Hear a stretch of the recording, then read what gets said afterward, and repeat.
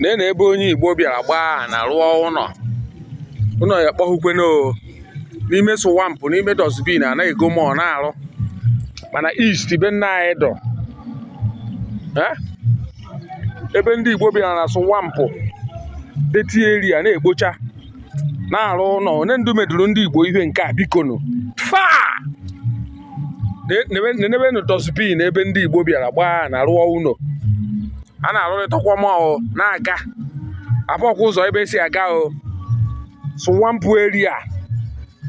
n'ụlọ oto pasị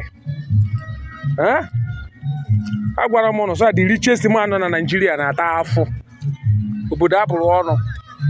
na area niile wu ndị Igbo ihe ahụ ime swampụ ekpochichakwara bịa na-ekpochi mọ Chineke na-ekwekwane ka tọ 1 naira ntọ na Lagos a nke ahịa eme etu ọsọ nyadọ ajọsọ nnọọ were opportunity asị ka m bịa vidio godo ihe a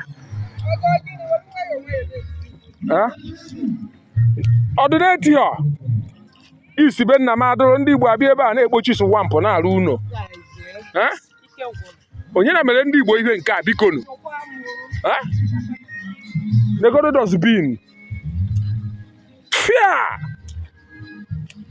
eme onye Igbo a na-ekere mụ na ya ma ihe na ya fụrụ ụzọ ndị Igbo amaka ihe ndị Igbo ma ihe ndị Igbo ka ndị Hausa mara ife onye ọsọ ebute ego na-ebu na be nna ya were ute na-ala ha onye Igbo ebute nke hapụ n'ugwu Hausa hapụ na Lagos o ruo be nna ya rụọ 1 room 20 years oke na ụchụcha ihe bi n'ime nenebenu nkwu asị na ma na-ekwuka nkwu asị na ma na-ekwuka n'anya na dustbin ndị Igbo na-abịa arụ ụlọ ibe niile na mmadụ bikwe ya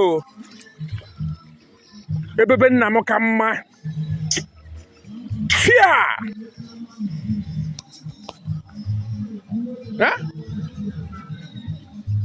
ọ na-agụ m akwa mana mma na-ekwu n'ihe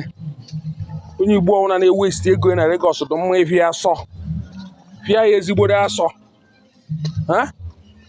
asụ nka mkparịgokwagide ebe again na-anya na ebe emere wekipi na abụghị ụzọ ebe esi ababe mmadụ ọ bụrụ na ụnụ kpọtụ anya bụ unu wandeki ndụ n'ime mgbada ebe na obiene n'ime a na mmadụ ka bikwa na ya ọ kpọhụgo a human being is still living inside